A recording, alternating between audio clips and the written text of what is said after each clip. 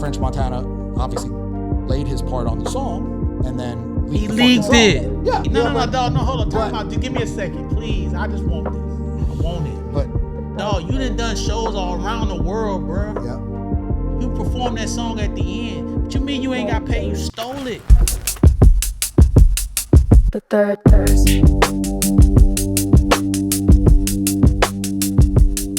The third verse. Third Verse Podcast, back with another episode. I'm Justin Hunt. I'm DJ Mormilli. I'm Stat Quo.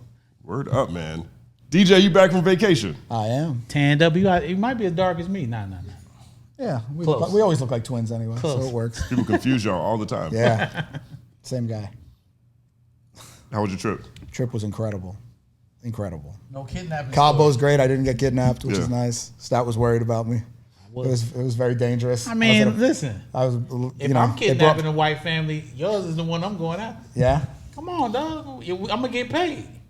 you think? Absolutely. I would pay somebody, like, if somebody kidnapped your family and they hit me.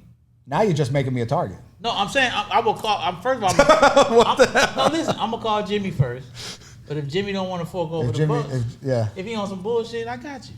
Straight up. You know what I mean? We're gonna clear the bank out. So now you're telling them there's multiple people that'll save me. I appreciate that. No, I'm just Helpful. This is Savannah Guthrie week, too. Savannah yeah, Guthrie. she got kidnapped, huh? She's kidnapped, They can't yeah. do nothing about that? Well, they're investigating it. Where? Dog, they know where that lady is, man. Today, they're going to release the security camera footage of the suspect. So this is the farthest along that case has been. So what? You know, because I don't know what's going on. Who is Guthrie? Because only Savannah Guthrie, I know they Guthrie make is chicken wings. Savannah Guthrie is a co-host on the Today Show. Oh, so it's her mom. Right. So what you're talking about with DJ happened to her. Damn, where was she at? Tucson, Arizona. She got kidnapped in Arizona? It's a desert. Wow. It's What was she at in Arizona? Somewhere out in the sticks, not in the sticks, but like, She you know. went to I mean, Scottsdale. Tucson Shout out is, to Scottsdale. But it was Tucson- from her house, right? yes, from Like her house. she was From her stealing house. She got kidnapped in her house. People don't watch movies to realize that doesn't work. Robbing banks and kidnappers, that played out in the 70s. Like, you can't get away with that. Like criminals. Can we reset? You're not gonna get away with kidnapping somebody and robbing a bank. Like, the money's marked, and wherever we go pick up the money and you get it and you go try to use it, it's a wrap. I think they had a cryptocurrency ransom. I think it was $6 million on the blockchain. Well, They didn't pay it, though. Well, Bitcoin's down. So Yeah. I can tell you, we don't know. And allegedly, Epstein is the creator of crypto. I heard that. So, That theory came up the past couple of weeks. Ped Did money. you hear that on vacation? I did not hear that on vacation. they call it peddo. It's ped money now. Can you say that on YouTube? Sure. Nope. Okay. It's underage money. He's underage. New money. Ooh. Young money. Young money. It is young money. Crypto is young money. Oh my Young God. money. That is crazy. Oh my God. It really not like us. Really not like that. Oh my God. That's great. Terrible. I'm sorry. No, Wayne. No offense. Drake too. You know what I mean? I'm just saying. Nikki, no offense. Nikki. No offense. Come back to us, Nick. Come for real. Come on back to us. Please. Or maybe don't. It's fine either way. But I think for you got some things to figure out because I don't know what the tour is going to be looking like in the future. I mean, with Nicki Minaj is so interesting. And I guess we'll see how this plays out. But I haven't seen an artist get this antagonistic to what seems like her core base ever. Like ever. So we'll see what happens I to mean, an artist. that. Yeah. Okay, Kanye Kanye came back. Kanye to me has so many different core bases though. Like he's done a really good job of positioning himself with everybody at different points in time. So I feel like he's been able to buffer. Now he's way past gone to me right now, you know, especially since nobody seems to be believing his apology. Like we talked to Rifkin last week and we asked him about Kanye and he said he takes Kanye as sincere. On our channel right now, the audience does not agree with Rifkin. Oh, like, really? they are not happy. They're not feeling it. They're not feeling that. Because they're not feeling it yet. The third verse. So did you guys watch Super Bowl? Of course you watched Super Bowl, but what did you guys think of it? The game was horrible. Yeah. I mean, it was horrible. It was painful. It was one-sided, and even the side that was really good was kind of horrible. Like, I mean, they dominated the game, but 5 chip shot field goals because they knew the other team couldn't do anything, so they didn't have to take any chances. So I mean, it was dominant, but boring as hell. Like, I mean, it was mediocre quarterback play on the good side and horrendous on the other side. Right. Like, I mean, Seattle's defense was incredible. New England's defense was even pretty good. They just had no chance. It didn't matter because, but it was painful. It was painful, but better team won, so it's fine. The game was amazing for 2 reasons. Amazing. Amazing. First of all, have you been to Seattle? Of course you've been to Seattle. Yes. One of the worst places on earth. Rains all the time. I think it was like number 1 in soup. I mean, if you're stating a fact about I think but it's like number 1. It's not us. It's the algorithm. Well, let's it's real. Oh, you're saying? I thought you were saying. Were you okay with them saying? Okay. Yeah. I'm fine with saying no. It's the number 1 place for depression, and what leads to depression is, unaliving. Unaliving goes on a lot in Seattle. I think Starbucks came out of there in grunge, right? So shout out to y'all. So anytime that place can get a victory, you know what I'm saying? Like LA is a nice place. You know what I mean? People like Miami, you can't win all the championships when you. Miami's beautiful. It's fun to be there. But like, really, who says I want to live in Seattle? Who wants to? It rains all the time. It's just. So they got a victory. I was happy for them, and I was definitely happy about Bad Bunny. Not to step on what you want to talk about later, but I'm just saying that's what I was happy about it, because I just remember when Obama won the presidency, how proud I was as a black person that he was the president. And so I actually stepped outside of my own ego and what I had going on. Because, of course, if it was up to me, it'd be Kool in the Gang would be up there. You know what I'm saying? But I was able to say, you know what? Hey, that's dope, because he got all those flags and all those different people. You know what I mean? I didn't know what he was talking about, and I didn't understand it, but it wasn't for me. And I'm grown enough to know that everything ain't for me. I think that's the problem with our society, because everybody just feel like everybody should be included. Sometimes it's not for you. Sit this one out, appreciate it for somebody else, and shut the fuck up. Chris Brown. I mean, Chris Brown definitely fits the description this week. That was really tasteless what he did. Did you see what Chris Brown did? I did not. Well, he put out he basically said, yeah, they need me. He put that out, talking about, yeah, they need me. Basically saying the Super Bowl needs him to perform. Like saying that Bad Bunny was a miss? Yes, it wasn't good. And this is the thing. This is the my thing. opinion. Regardless of Chris Brown, I'm going to talk directly to you, because you may see it or you may not, because we're not a big time podcast. But I'm going to say this. I think you're extraordinarily gifted. I think you're probably one of the best performers I've ever seen in my life. I think you're a magnificent artist. You make great music. And I think you work with a guy that me and DJ love, Ryan Press, and Ant. All these guys are good people that you got around you. And your tour just grossed the highest grossing tour in American history. I think $200-something million. But brother, and anybody else advocating for you to perform at the Super Bowl, unfortunately, we do things in our younger life that stick with us sometimes. You put your hands on probably one of the biggest artists in the history of music, not just America, but like the history of music. Had we not seen a picture of her face afterwards, I think it wouldn't be an issue. But there's no way the National Football League will put you up where their biggest game, where they make billions of dollars, and these sponsors pay all this money for you to perform, and all everyone talks about leading up to the performance is when you beat that girl up in the car. Let's just be honest. They won't even let you go on the Grammys. And I'm not downplaying domestic violence for other women. It's not cool on whatever woman you put your hands on. I ain't never hit no girl. I don't get out. But I'm just saying, anybody that's saying, hey, Chris Brown should perform, y'all are missing the business. You letting your emotions take over. This is not an emotional thing. Of course you're a phenomenal performer. Of course you're incredible. Dog, you the closest thing to Michael Jackson as a male performer. Dog, you are electric. I watch you backflip over tables. Like, you're the greatest, dog. You're incredible. But brother, like, they're not going to put you on that stage. They're not going to do it. It's just too big of a risk because the public cancels people, not these corporations. They don't care. The public does that. And the public outcry, there would be women up and down protesting the Super Bowl. They can't afford that. So that's my take. Shout out to you. And don't, but that was tasteless what you did. You didn't think about other Latin people that support your music and they were having a moment. You should have sat that one out. That one quick. The third thirst.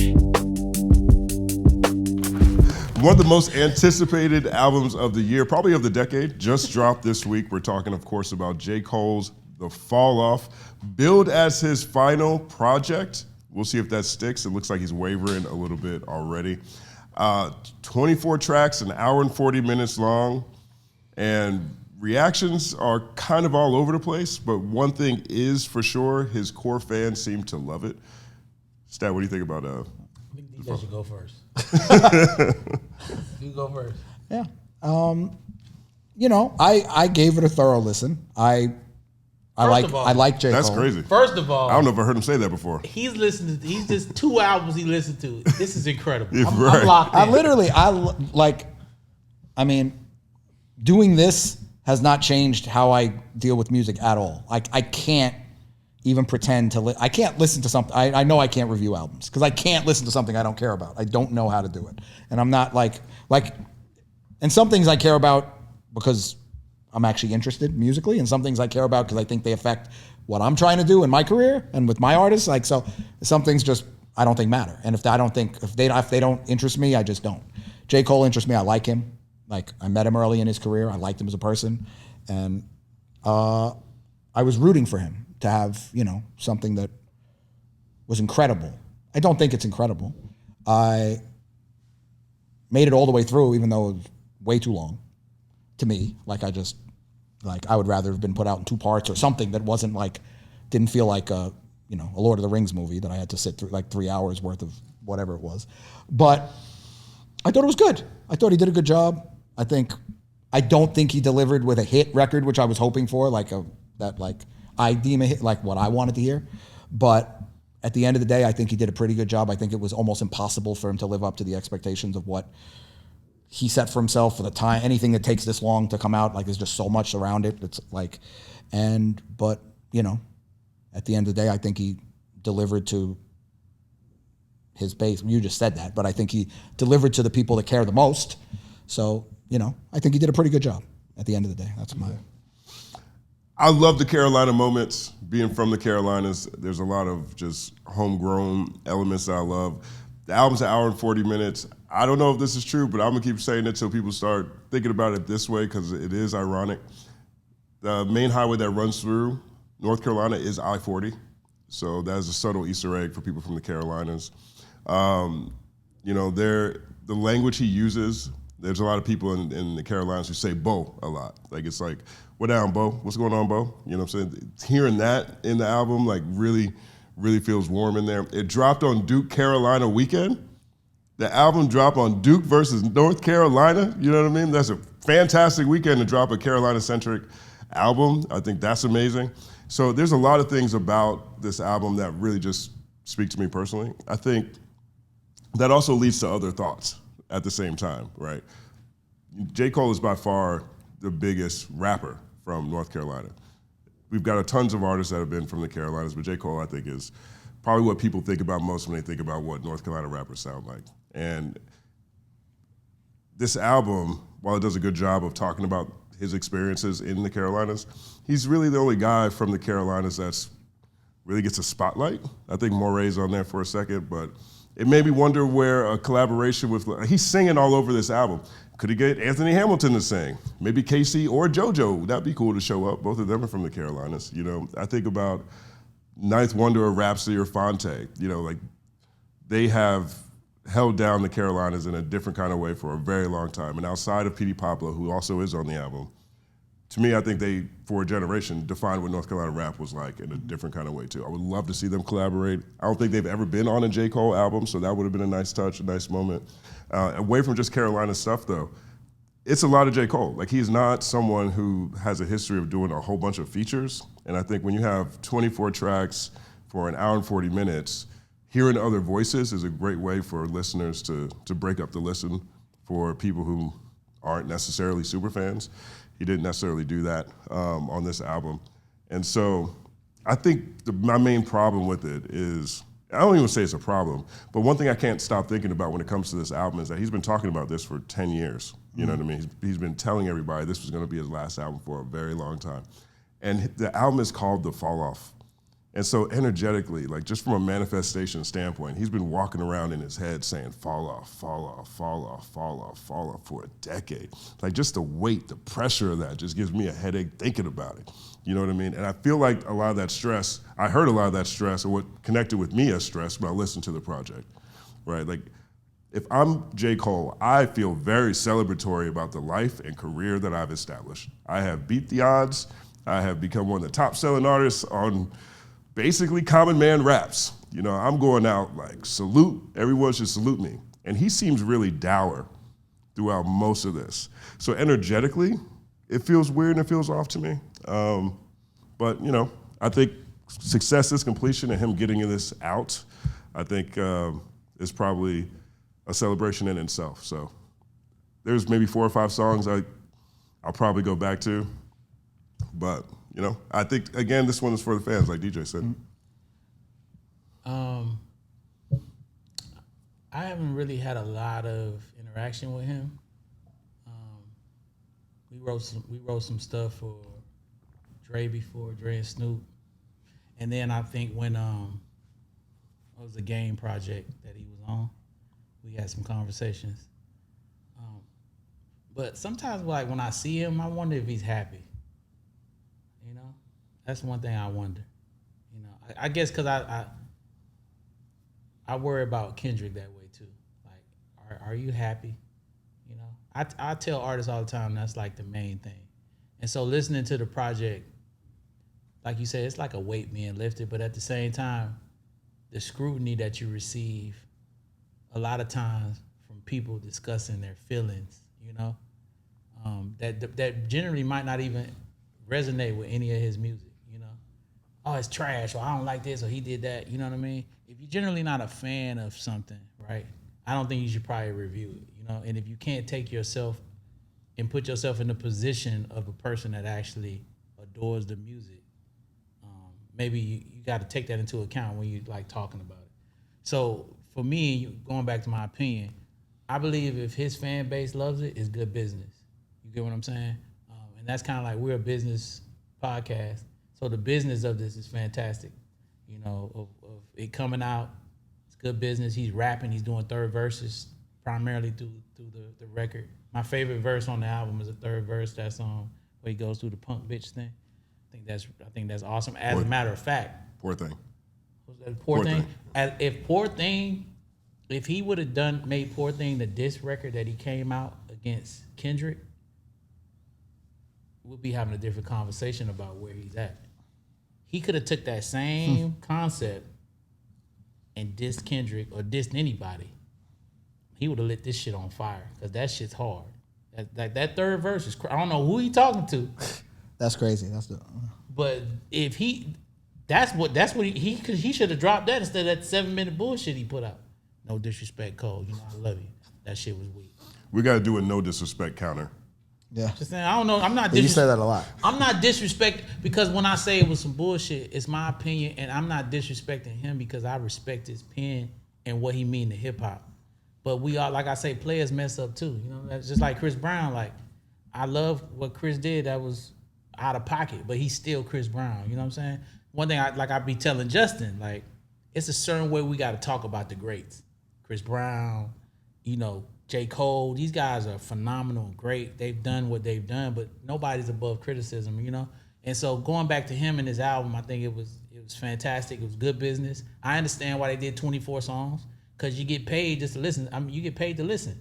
You know what I'm saying? So as a person that's into J. Cole, and he's done all these numbers, you know his fans are going to listen to every song. Now, they might not go back to those records, but we're going to get one listen. All we need is one listen to get paid.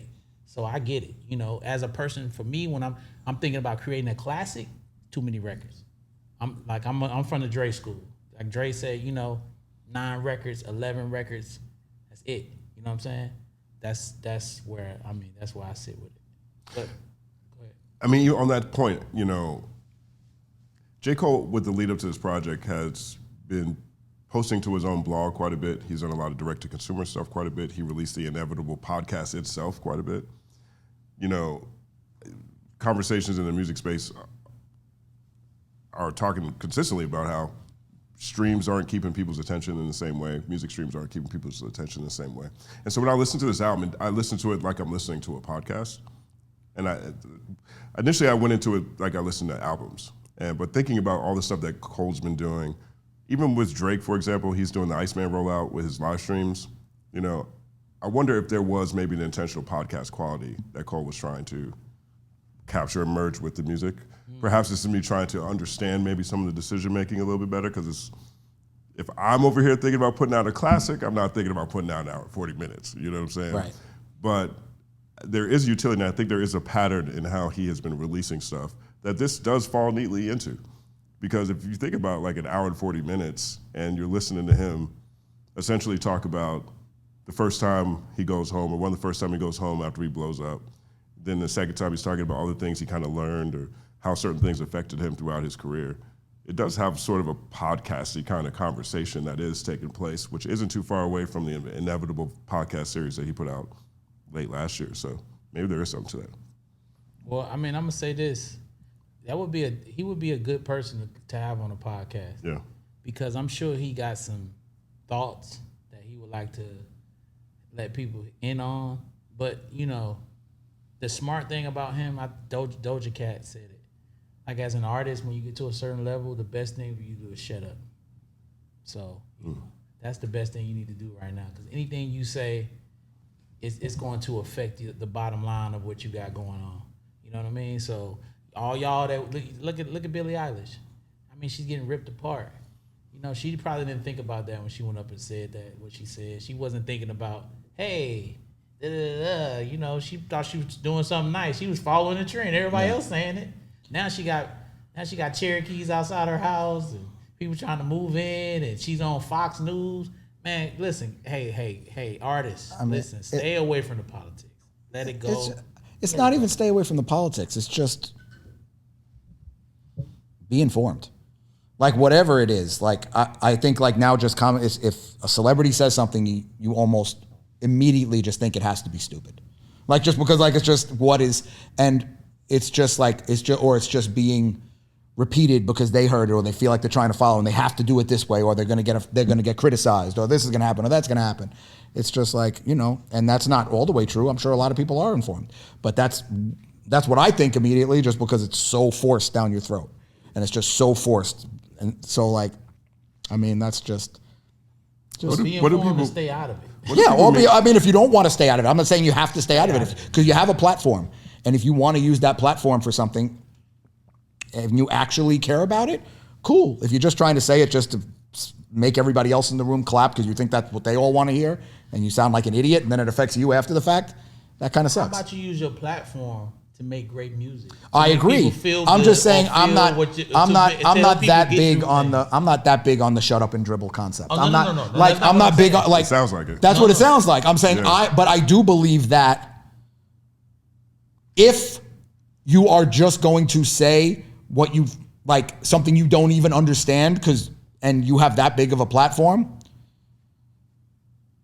you should shut up. What? Like, you should, because it's going to hurt you in the end. Because when somebody asks you a question about it, you're not going to be able to answer it. So it's like you're just setting yourself up to be sabotaged. If you care about something, you've earned the right to have that platform and actually speak intelligently about it. Have a blast. Whatever your opinion is, on my side, against me, great. But if you're just going to say something and then it's like you have no follow up because you don't even really know what you're saying, you should shut up. It's just bad. That's my. You don't think it's even if you're informed, and I don't disagree with what you're saying, because if you're informed, you should be allowed to say what you want to say. But I'm just asking the question, and I know I'm probably people gonna be mad. I'm not saying shut up and dribble. I'm just talking about business.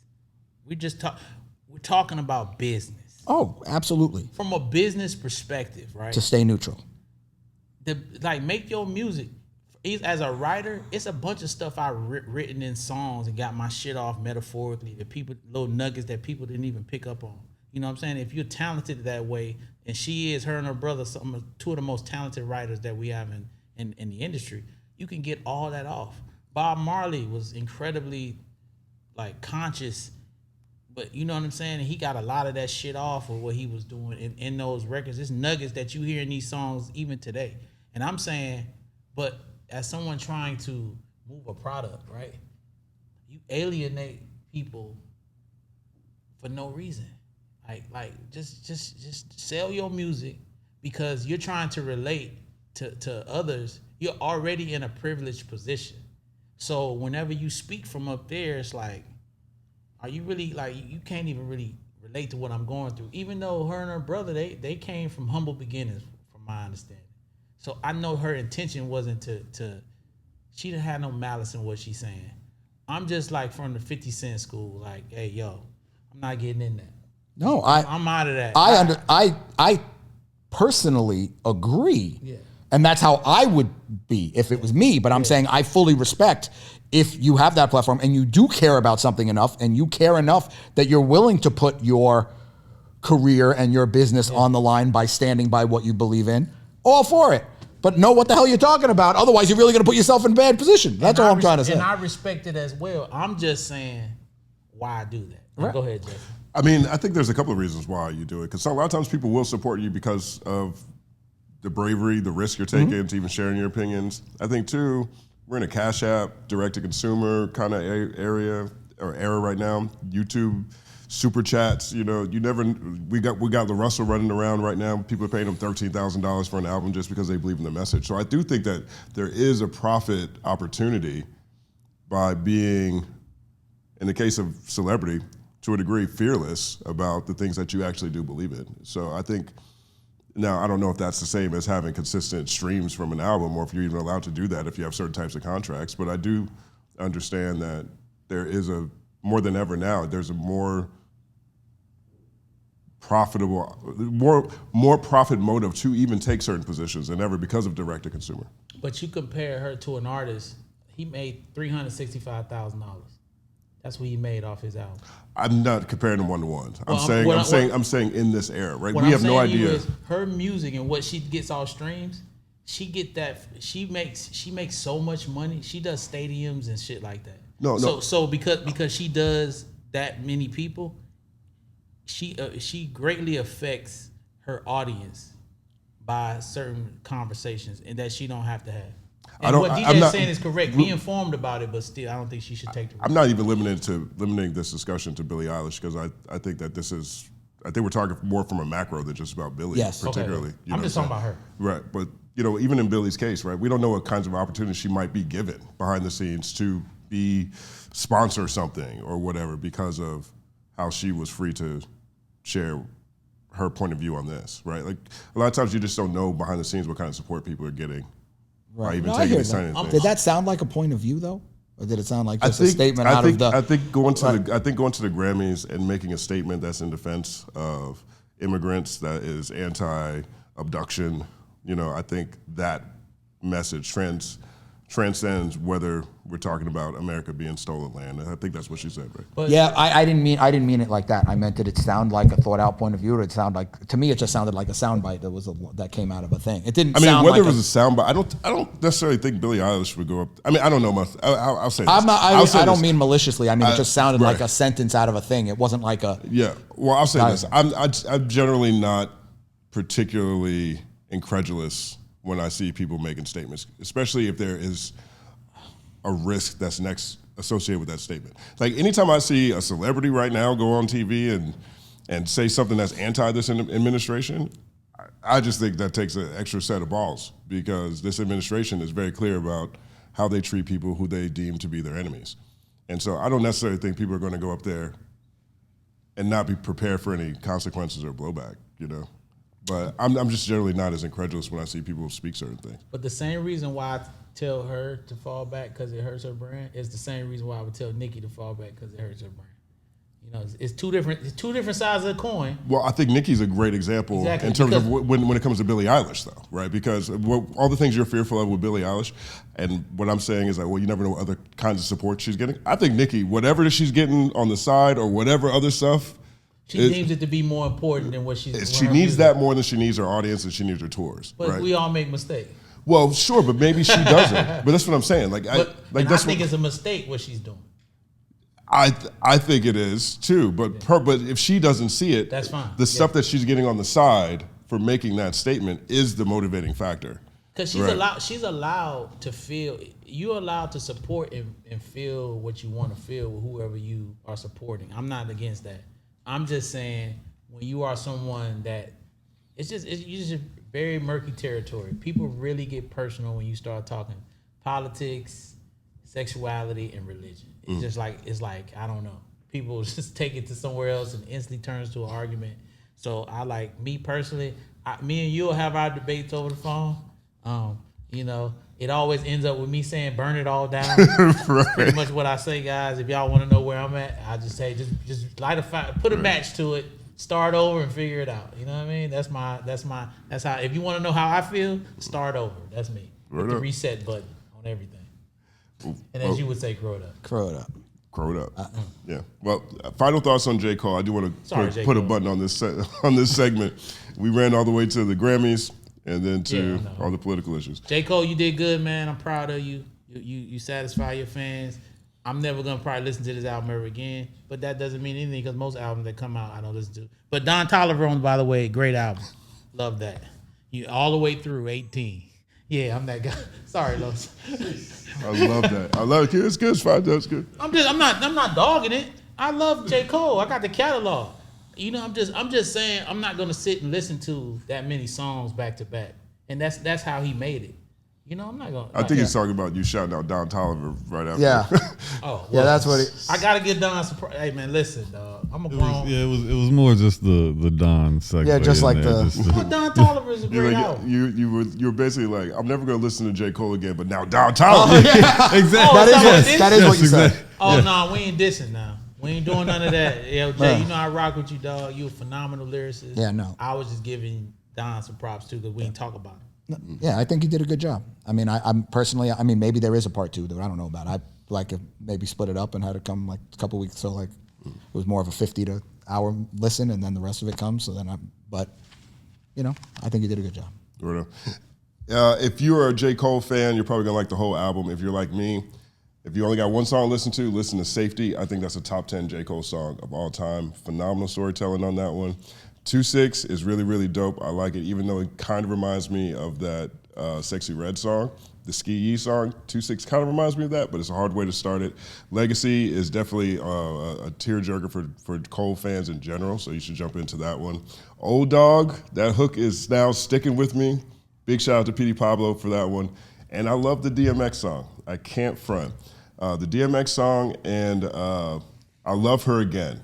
I Love Her Again. Now, Cole has a lot of covers, sort of remixes that he does on this album here, but I Love Her Again is where he takes Nas's I Used to Love Her, and he talks about his experience moving to New York when hip-hop had moved to Atlanta. And I just think that at this point in time, it could be, I don't know if it all the way hits all the time when people do certain types of concepts within hip-hop. I think Cole fans might be introduced to this one for the first time, but it's a very human moment that gives a particular piece of insight into his journey. And if you think about it, here's a guy from the Carolinas who moves to New York City to go to college, and he's trying to become a rapper. And he probably always thought he had to do that. He was just growing up in the South because that's where hip hop was. And by the time he gets there, everyone sounds like where he came from. And the duality of that, he captures really, really well in that song. Again, that's called I Love Her Again. Those are songs I would say you gotta listen to off the Cole album. Congratulations, J. Cole. The Fall Off. Congratulations, hip hop. Like that's congratulations to hip hop. We needed that as a great album. Because Don Toliver's an R&B album. I don't know why they call that hip hop. That's rap. He's singing. That's a fantastic album. Fantastic album. album. It really is. It's a fantastic album. I mean, they call it rap. We'll take it because we need the help we can get with sales, and it's number one. Yeah. But man, J. Cole, that was a rap album. That's like you're rapping all the way through, and You did the melodies, man. Congratulations to you. Proud of you, brother. You had a great career. And hey, fans, rappers and boxers never retire. There's only been 3 rappers that have retired: Andre 3000, Joe Budden, and Stat Quo. And Stat Quo, no one ever heard of. So it's just Stat Quo comeback's going to be crazy. So it's really 2. We're the only 3. I heard a song with Melly Mel rapping on it the other day. KRS-One still dropping bars. Rappers don't retire. Mike Tyson still fighting. Floyd Mayweather fighting. And then Terrence Crawford talking about he's retiring. He was a liar. You are a liar, Terrence Crawford. I know you can beat me up. You're smaller than me. I seen you at the Drake thing when Drake got to walk. I seen you had on a baby blue suit. Terrible suit. Terrible suit, champ. Incredible fighter. This dude had on a baby blue suit when Drake got his at the Hollywood. He had on a baby blue suit. If he wasn't such a good boxer, I would have told him, hey, bro, terrible suit. I can say it on the podcast because you nowhere near me. The suit was awful. But anyway, guys, boxers and rappers don't retire. There's only been 3. Joe Budden, Andre 3000, Stat Quo. And I ain't, like I said, I ain't had the career of neither one of those 2. That's it. T.I., I'm retiring. He back with another one. Man did it, trap, now did it, back, now did it. He back. He hard too. Shout out to T.I. That record's hard. It is hard. I like it. That record is crazy. Wait, now one of those, that record, Yeah. I was like, I thought I had pulled up an old record that I forgot. Yeah. So I was like, that shit killed was it. great. I was like, Yeah. I texted him a few days ago. I was like, that just made me happy. I was like, that just made me happy. It's he's not moving. retired. It's moving too. It was at number 83 last week. It's number 50 this week. No on the 100. retirement. That shit is good. Yeah. I was happy. It's good. You can't retire when Let you're them that know. good. This is hard. When you That shit is hard. I was like, ain't no retiring from rap. that's a whole bunch of music I listened to in 1 week, by the way. I'm stressing myself out. You did Man, good. Well- that's almost like you came out of retirement. Yeah, I might have. Yeah, you See, back. avoiding getting kidnapped for 10 days was, You know having what- got to you know listen what to music. I learned from Steve Rifkin the key to being successful in music is not listening to music. And none of the stories that he talked about had anything to do with him being anywhere near a studio. And he said, "Hey man, I didn't, I just." Right. He said, "I signed people." It's not, what you're saying is kind of true. Yeah. But that's not what it is. It's just doing what you do great and having people around you that do what they do great, that compliment you, and not feeling like you have to do everything yourself. Some people are capable of, but people that are smart and know what they're great at and comfortable enough to have people around them that are great at what they do and not making it feel like they are less than, that's the trick. Throw it up. Third verse. Actually, this is a really big day in third verse history because it's the first time the 3 of us are here at the same time after actually hanging out in real life with the 3 of us. So it's like the first time after we all hung out together that we get to talk about it at the same time on the pod. And we were at Verzuz, which was Mike Will Made It versus Hit Boy, and it wasn't close, but it was a lot of fun. It was a lot of fun. DJ, what are your thoughts on Verzuz? Well, I mean, obviously I was very close to it. I feel like I'm wearing my jersey like after my team won the Super Bowl. He's I got iced my up. eardrum chain. I got my Ransom 2 Mike Will hat. Like, both, obviously, Mike and Hit Boy are both family to me. But Mike really, really delivered in every way. Like from the preparation to the songs to the performance to who he brought to the energy to what he brought to just like meticulous detail of how he just was ready for everything and like just used his catalog and used all the different facets of what he does. I think he was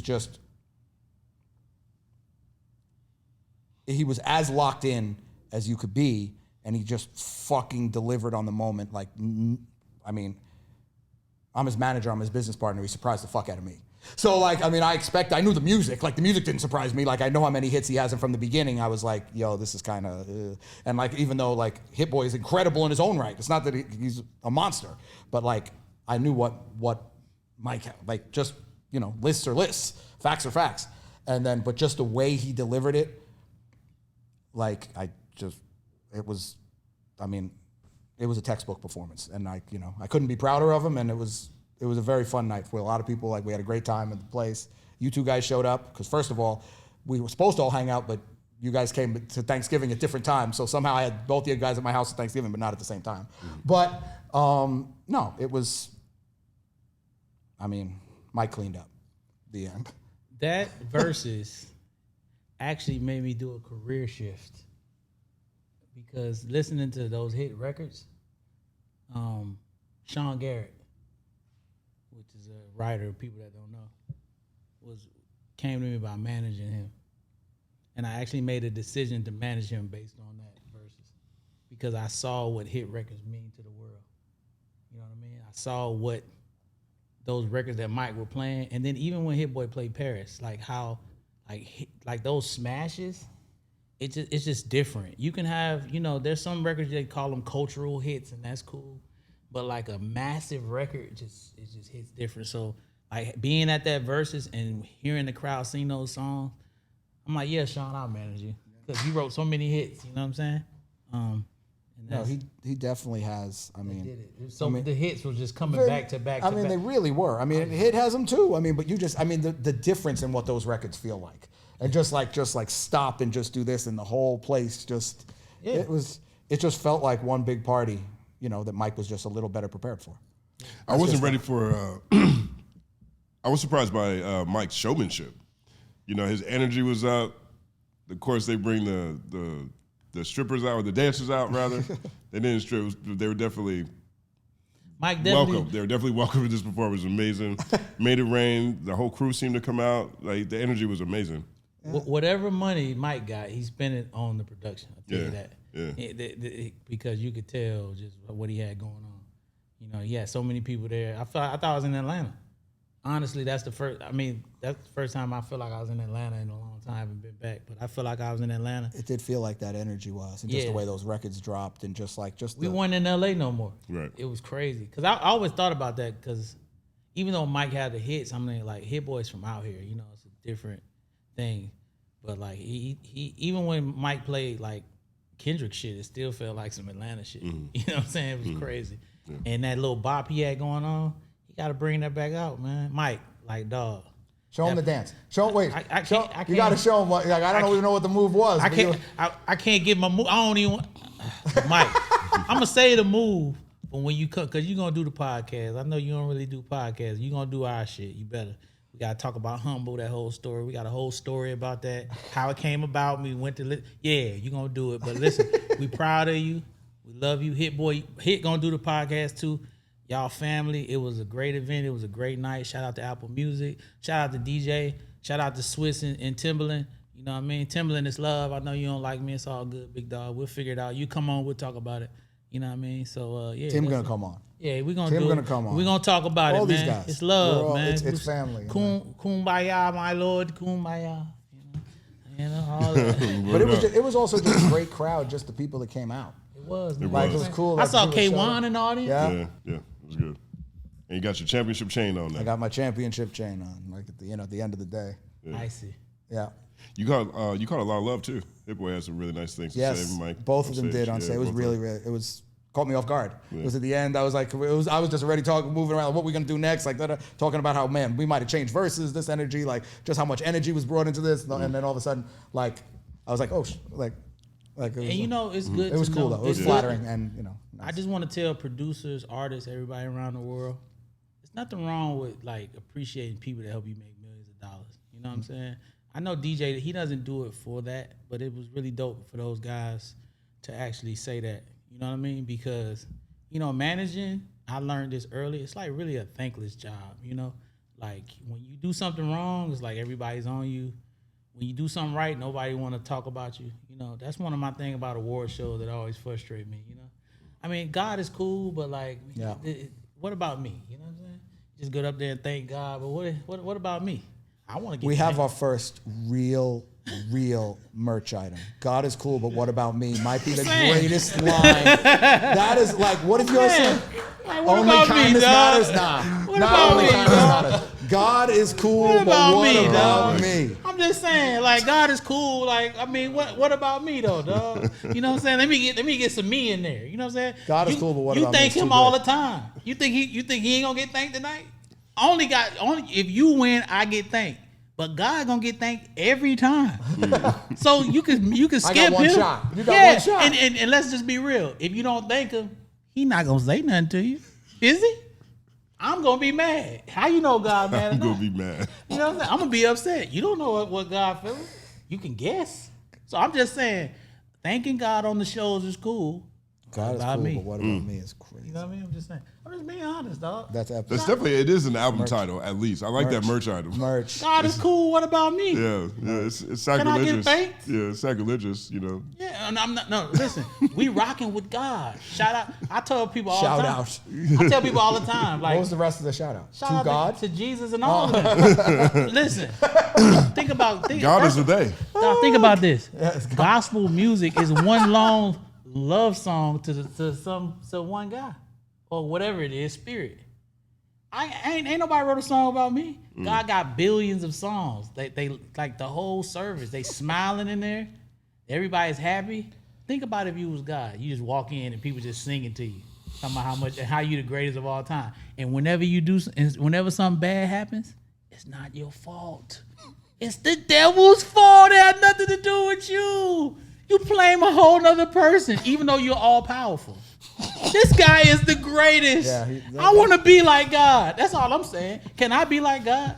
Jesus Christ. Oh, that's another one. He's there. He's in the room. There it was. He's here. He's here. Shine on me. Third verse. Also, big news. Baby Keem announced his release date for his upcoming project, Casino. It'll be released on February 20th. And he'll be on tour this spring and this summer. I think he's in LA on May 3rd, if I'm not mistaken. We took a look at the documentary earlier today. What'd you think? That's a great name for his project. I think he lives in Vegas. That's kind of like where he spent a lot of his time. I think years ago, I had a conversation with Dave. He was asking me how I felt about the first album. This was years ago. I think it had just came out. And I was like, I think the album's incredible. I think the next project, he should kind of let us in on who he is as a person. And I'm not saying my conversation influenced what's happening. I'm just saying.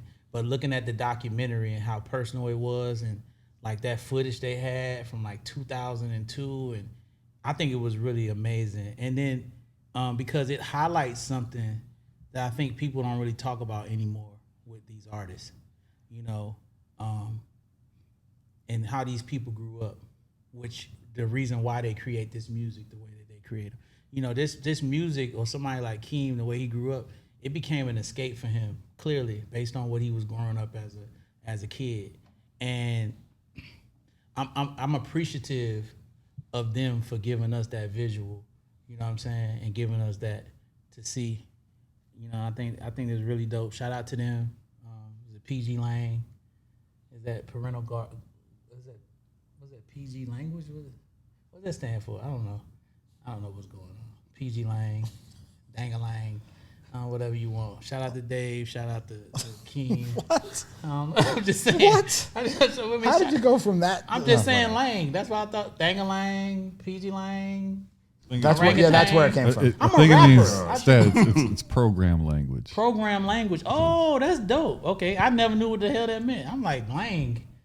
When I heard Lang for the first time, I'm like, oh, Lang. What the hell is that? Program language. That's dope. I should have known there was something creative with them niggas. They some creative motherfuckers. I like the documentary a lot because that's the most I've ever really seen about Keem's backstory visually. Yeah. You know, his parents, or his. It opens, I think, with his aunt, if I'm not mistaken, from Chicago, talking about how they lived in Long Beach. You can see them growing up in the hood and the projects. There's a powerful scene at the end with Keem's dad smoking crack. That was crazy. That was crazy to watch, you know what I mean? And so, but it gives you a good sense of who Baby Keem is, where he comes from, his relation to Kendrick. Kendrick is in the documentary. They released a 9-minute documentary on YouTube. Kendrick's in there talking. Says that this is why they call us the hillbillies, because we done went through some crazy shit, basically. And so it sounds like this project's gonna be a lot more personal than what we've gotten from Keem so far. I think it's you know that, you know, the developing an artist, you know what I'm saying, and getting people engaged into a story. So most people's first album is the easiest album to write because you've pretty much been writing it your whole life. Yeah, like you. Your second album, to me though, is the one that determines if you're gonna have a long career. Because I think like anybody can look up and have that good debut, but that second album, you know, like when Game came with One Blood, I'm like, oh, he's gonna be here. You know what I'm saying? My favorite Game song. Exactly. Anybody, not saying anybody, because it's still hard to just come out with an album that everybody loves. But generally, if you think of if you just think about all your favorite artists, they all had powerful second artists second albums. That's what determined their longevity. So I think they're going all in on the personal side because they know how important this album is. Yeah. Go ahead, DJ. No, it's just logic and math. Like, if you're 25 when your first album came out, usually you had, obviously 25 years of experience for the first album, and the second album, especially if it's a hit, it used to follow pretty quick behind. So you have 12 months versus 25 years. So it's but then you have the experience of what you've learned in making an album in the industry and what you want to make a record sound like. So it's interesting, that first to second album thing, especially for the great ones, for everybody, from M to Game, just that I've been around like that, to watch that jump and just the comfortability of making the album, but the time and you obviously feel the pressure to make the second album and to hit the date. On the first album, nobody knows who you are, so you're not haven't hit any date. Like, you just when it's ready, as opposed to the pressures of time, of staying hot, of capitalizing on a moment, of trying to make the record that you want to make. It's it's an interesting thing to watch, and why, especially with the great ones. I would argue that no one is going to agree with me, but maybe because I was just too close to it. I would argue that Good Kid, Mad City was Kendrick's second album, because Section 80 was such. Don't be making no noise over there. Yeah. I heard you over there. but I would argue because Section 80 was such a. It wasn't, even though it's supposed to be like a so-called mixtape. I remember when he played it for us, and before it came out, and I think the powers that be didn't really want him to drop it because they wanted to just go straight into the album. And I remember telling Top, "Nah, put that shit out, dog. Build that buzz up to where they can't control what you have going on. If you put that out and build him up," which they were gonna do it anyway. Not saying Top, listen to me. Just the advice I gave him sitting in this truck after we listened to the project.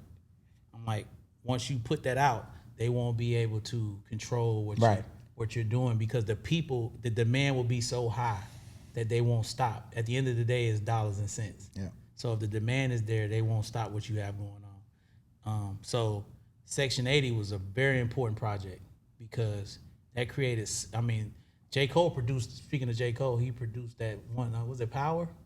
What's that song he had on there? Dream of Malcolm and X and getting me. Oh, shoot. What High track is Power. it? High Power, yeah. High Power. J. Cole did that record.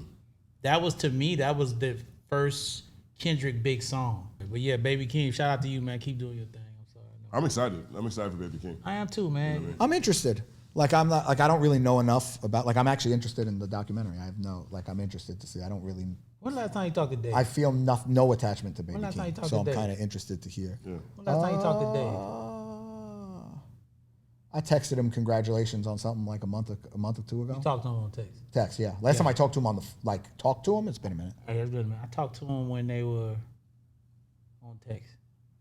Yeah. So, yeah, maybe we'll figure that out. Maybe we can come and talk about Baby Keem. And coming to hang out in my office. So secretive. They think Dave? Yeah, Dave was part of that crew at the first, Punch and Top, and that was a fun time. I had a good old day. That was like the end. That was really the last thing at Interscope, for me. Like the end of my reign was when they were coming in.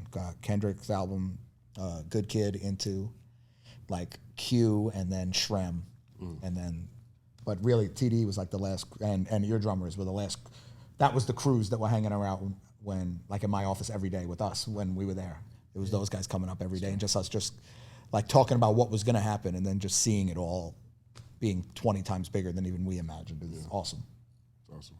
Yeah. Shout out to them, man. Good job, Keem. Yeah. Do your thing, man. Never met you, but you're pretty tall. Is he? Yeah, he's tall. Yeah. So he can reach stuff? I guess in comparison to Kendrick. Then he got a tall haircut. He's got a tall haircut. I don't know what his hair look like now, but it's Tall haircut. He got the cameo. Like the Like the Kid Dragon and Ball Play? Z. Yeah, he got the tall haircut. It's like Yo, you it's got like the how- Goku. Yeah, no, yeah, I know. That's a tall haircut just sounds funny. I'm saying because like to be tall and then have a And then add on a couple hat inches on too. like with the haircut is crazy. Third verse. We have a segment here at the third verse. It's called the third verse of the week, where we shout out a third verse of a song that means something to us. This week, My third verse is kind of like it's a collab. DJ's not knowing, but it's the song "Unforgettable," and it's by Swae Lee.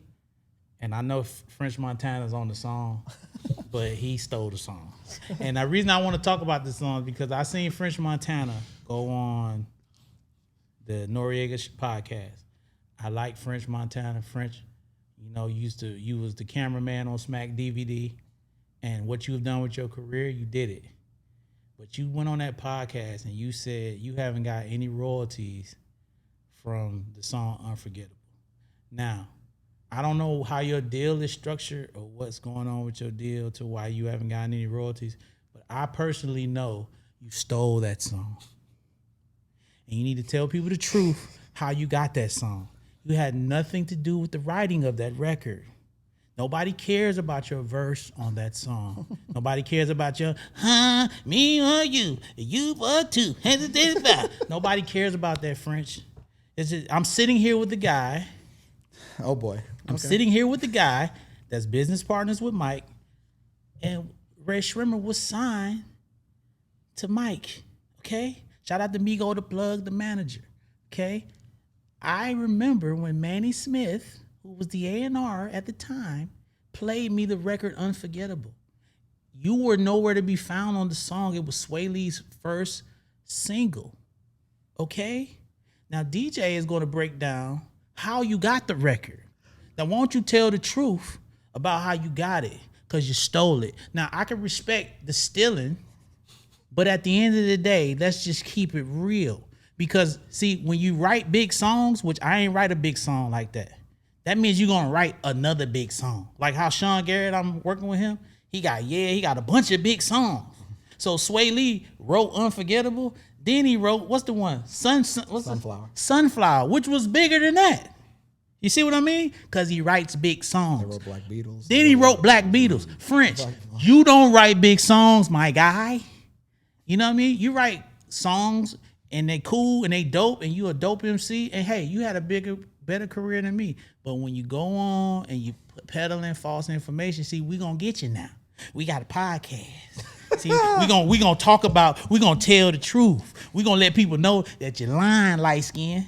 You know what I'm saying? You can take them lies back over there to Dubai. Now you know I ain't got no problem with you, but don't be telling the people why you ain't get paid. You ain't get paid because you stole it, my nigga. You stole it. Now go ahead. I got your back. Yeah. Tell There's no back to have. See, I can't speak on why he's not, because he's still technically, I mean, Epic put the record out. So I don't know, him not getting paid has something to do with, I'm assuming, his deal with whatever his deal is with Sony. But the story of the record is very simple. It was a Swae Lee record that was, I think at first intended to be a Ray Shrimmer record, but when it was finished, it just sounded like a Swae Lee record. Black Beatles was going crazy. Like obviously the Mannequin Challenge, the Ray Shrimmer to like come back, second album, first song Look Alive did okay, but like, and then like all of a sudden Gucci gets out, he jumps on the record. Black Beatles happens, the Mannequin Challenge happens, the takeover is there. Like Ray Shrimmer, this White Hot song was #1 on the Hot 100, I think 7 weeks in a row, some crazy thing, right? And as finishing it, we also, at the time we were talking about, should Unforgettable, such a big record, should we figure out a way to make it the follow-up? But we also had Swang.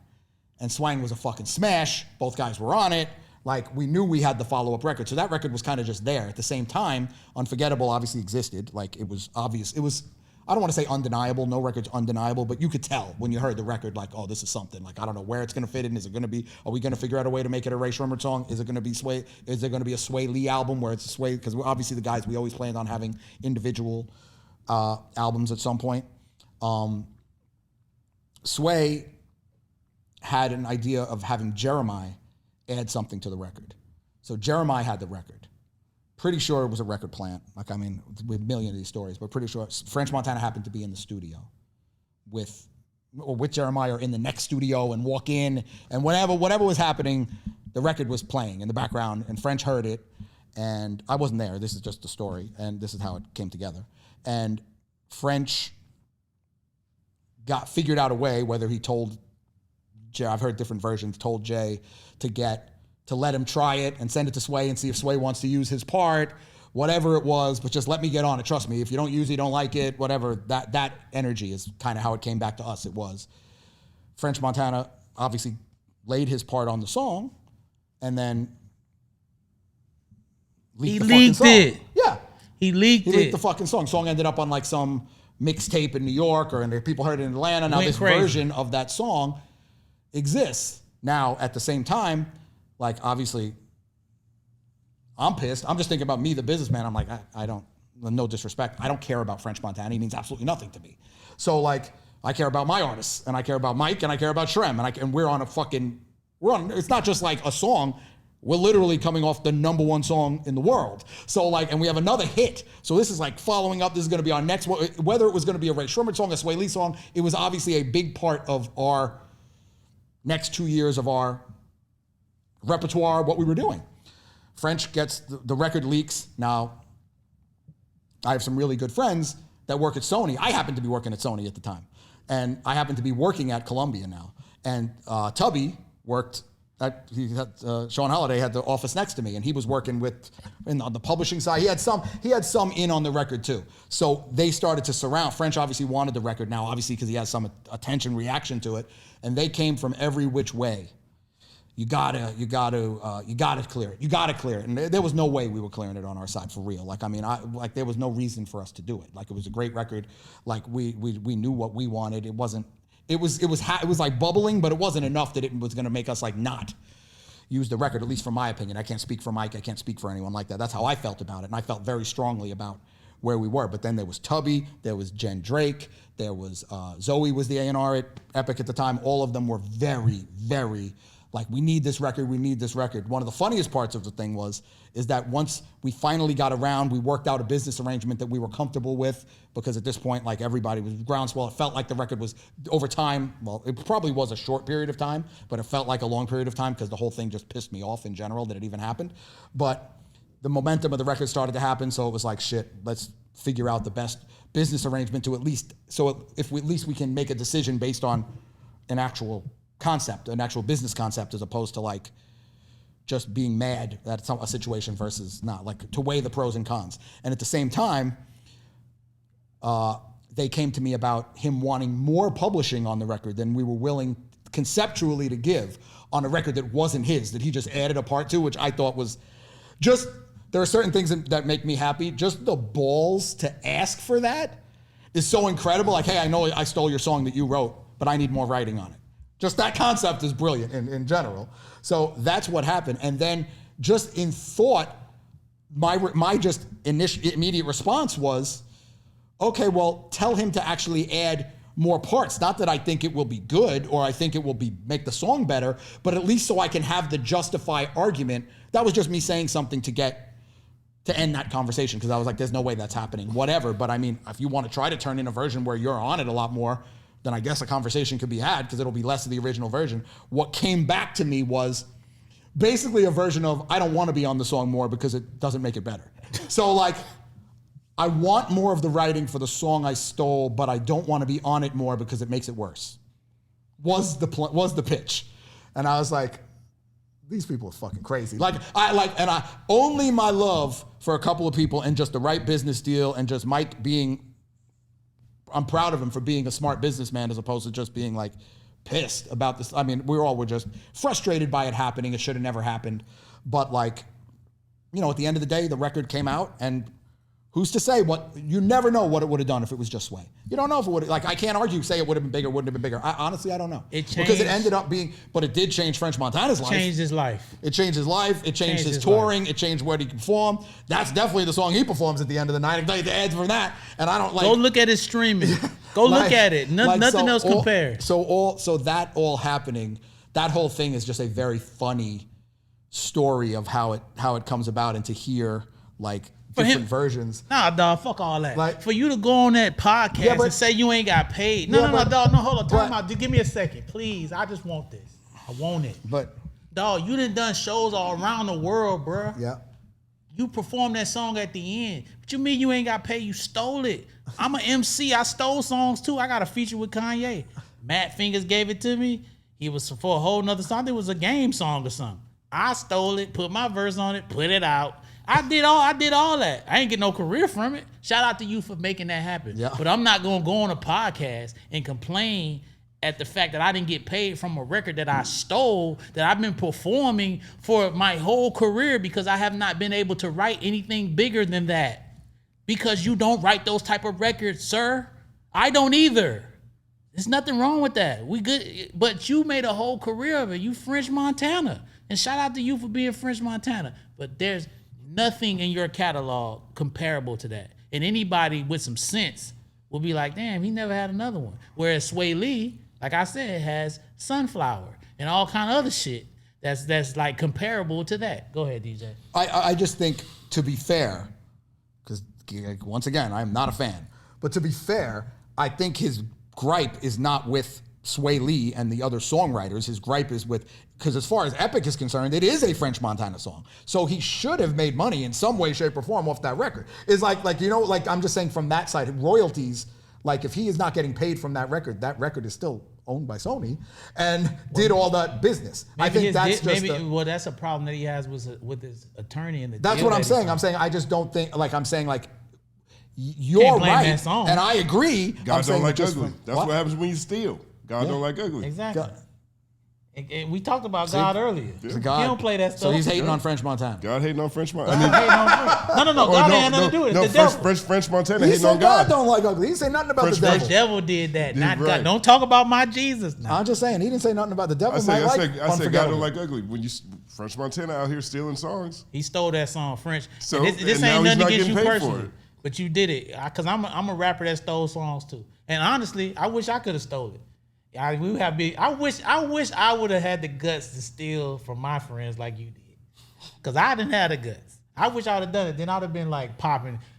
Enough for me, I did it you alone. Ooh, why not? This is for two. This is for you. Baby, da. Whatever you talk about on that shit, that shit is crazy. Talk about that shit is crazy. And so, I was so mad when I seen that. I almost threw my phone. I almost threw my phone. Oh, you mean at his podcast? Yes. Oh, I thought you meant when it came out. I was like, so you and I was like, upset. at I the was end of the so day, upset. we ended up, doing good business, but just, doing the best business we could have done with the situation. But like, That song, DJ, I'm sorry. When Manny played me that song in the car, dog, I remember vividly. I told Manny, I said, dog, that is a smash, bro.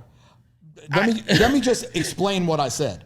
I'm not saying I don't believe Swae Lee's song would have been massive. I'm just saying we don't know. All I'm saying is French's version came out and it was a smash. So like, it is what it is. I mean, he made